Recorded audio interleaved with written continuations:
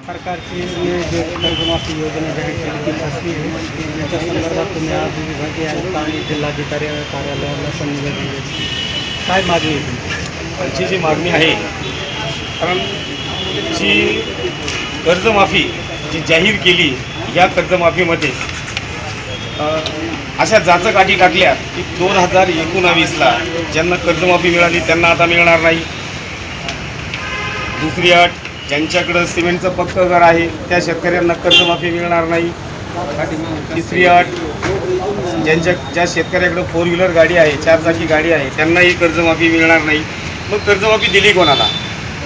जर तुम्ही सरसगट कर्जमाफी ही जाहीर करायला पाहिजे. या संदर्भात आम्ही संघर्ष शेतकरी संघटनेच्या वतीने या अगोदरही 2-3 वेळेस आंदोलनं केली, रास्ता रोको केला आणि त्यांनी त्याचं एक फलित म्हणून आम्हाला असं वाटलं की सरकारने कर्जमाफी जाहीर केली, पण त्याच्यामध्ये जाचकाठी टाकल्या. म्हणजे या सरकारला शेतकऱ्यांना वाऱ्यावरती सोडायचं आहे. एक तर अवकाळी पावसाने जे पिकांचं नुकसान झालं त्याची अद्यापपर्यंत नुकसान भरपाई शेतकऱ्यांना मिळाली नाही आहे. घरकुल असेल, गायगोठा असेल, अशा बऱ्याच योजनांचे पैसे जे आहे अनुदान शेतकऱ्यांना मिळालं नाही.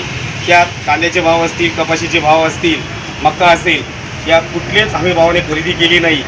पण आज जी कर्जमाफी जाहीर केली ती सुद्धा फसवी कर्जमाफी आहे. त्या विरोधात आम्ही आज विभागीय आयुक्त कार्यालय व जिल्हाधिकारी कार्यालय यांना निवेदन दिलं. संघर्ष शेतकरी संघटनेच्या वतीने की 14 तारखेपर्यंत, 14 जूनपर्यंत तुम्ही हा जी कर्जमाफी जी आहे ही ज्या जाचकाठी त्या शिथिल करून सरसगट कर्जमाफी 14 तारखेपर्यंत जाहीर करावी. अन्यथा 15 तारखेला विभागीय आयुक्त कार्यालय येथे शेतकऱ्यांना घेऊन मोठं आंदोलन करण्यात येईल व त्याच दिवशी क्रांती चौक छत्रपती संभाजीनगर येथे संघटनेच्या वतीने आमरण उपोषण करण्यात येणार आहे. तसंच जी शेतकऱ्यांना आता सध्या महाराष्ट्र सरकारने कोल्हापूर आणि छत्रपती संभाजीनगर जिल्ह्यामध्ये प्रायोगिक तत्वावर जे ऑनलाईन खत प्रक्रिया जी चालू केली आहे ती सुद्धा तात्काळ बंद करण्यात यावी. कारण शेतकऱ्यांना वेळेत खत मिळणार नाही. एक तर डिझेलचे भाव असे वाढले, डिझेल वेळेवरती मिळत नाही आहे म्हणून मशागत झाली नाही. आणि त्यात आणखीन आता या सरकारने ऑनलाईन प्रक्रिया खत हे सुद्धा ही तात्काळ बंद करण्यात यावी. अन्यथा त्या विरोधात सुद्धा आम्ही आक्रोश निर्माण करू. बाकीच्या शेतकरी संघटनेला पण सोबत घेणार. हो, सर्व जे शेतकरी संघटना, सामाजिक कार्यकर्ते आणि सर्व शेतकरी आम्ही सर्व एकत्र येऊन आम्ही या राज्य सरकारच्या विरोधात आवाज उठवणार आहोत. शेतकरी बांधव आणि शासनाला या निमित्ताने काय आव्हान? तेच सांगितलंय की मी आता त्यांना निवेदनाद्वारे शासनाला आणि मुख्यमंत्री साहेबांना, कृषीमंत्री साहेबांना एकच आव्हान करेल, एक विनंती करेल की साहेब, आमच्या शेतकऱ्यांना आत्महत्या करू नये म्हणून तुम्ही ही जी कर्जमाफी योजना जी आहे ही सरसगट कर्जमाफी करावी अशी मी तुम्हाला विनंती करतो. अन्यथा 15 तारखेला शेतकऱ्यांचा आक्रोश काय असतो हे आम्ही तुम्हाला दाखवून देऊ. आपलं नाव सर? पंढरीनाथ गोडसे पाटील, संस्थापक अध्यक्ष, संघर्ष शेतकरी संघटना.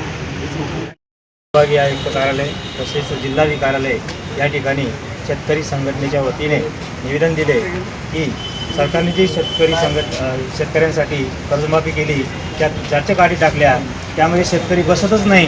कारण प्रत्येक शेतकऱ्याकडं गाडी आहे, घर आहे.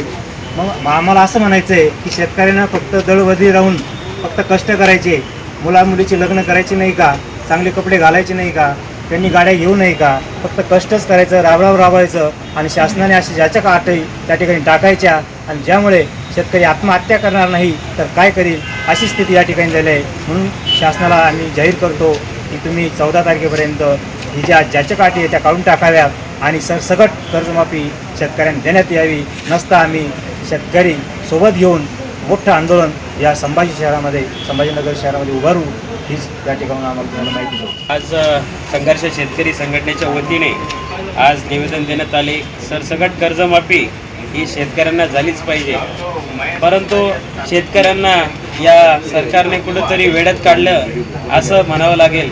कारण कोणत्याही शिथिल अटी यांनी ठेवल्या नाही तर काही ठिकाणी असं दिलेलं आहे की आपल्या शेतकरी बांधवांना जर स्लॅबचं घर असेल तर त्याला कर्जमाफी मिळणार नाही, जर कधी त्याच्याकडे 4 चाकी गाडी असेल तर त्याला कर्जमाफी मिळणार नाही. परंतु मग तुम्ही या अटी ठेवताच कशाला आणि कर्जमाफी करताच कशाला? परंतु शेतकऱ्यांच्या हितासाठी जर तुम्ही खरंच कुठंतरी काम करत असेल, आता येणाऱ्या या निवडणुकीत तुम्ही सहभाग नोंदवताय. आपल्या जिल्हा मध्यवर्ती बँकेच्या निवडणुकीमध्ये आमदार असतील, खासदार असतील, यांचे सुपुत्र असतील, हे स्वतः त्या ठिकाणी निवडणूक लढवू इच्छित्या. परंतु ती बँक ही शेतकऱ्यांच्या पायाची आहे आणि शेतकऱ्यांच्या हितासाठी आहे. तर तुम्ही शेतकऱ्यांच्या हितासाठी जर त्या निवडणुका लढवतायत तर त्या ठिकाणी आपल्या शेतकऱ्यांचा विचार करणारे तुम्ही जर असाल तर या शेतकऱ्यांसाठी सरसकट कर्जमाफी तुम्ही या ठिकाणी केली पाहिजे.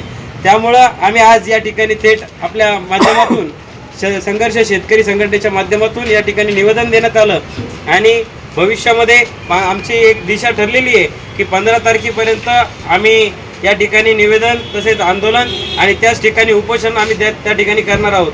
त्यामुळं या ठिकाणी आपल्या माध्यमातून आपल्या चॅनलच्या माध्यमातून या ठिकाणी आवाहन करू इच्छितो की लवकरात लवकर तुम्ही हा निर्णय घ्यावा आणि सरसकट कर्जमाफी या ठिकाणी करण्यात यावी, एवढीच विनंती करतो. धन्यवाद.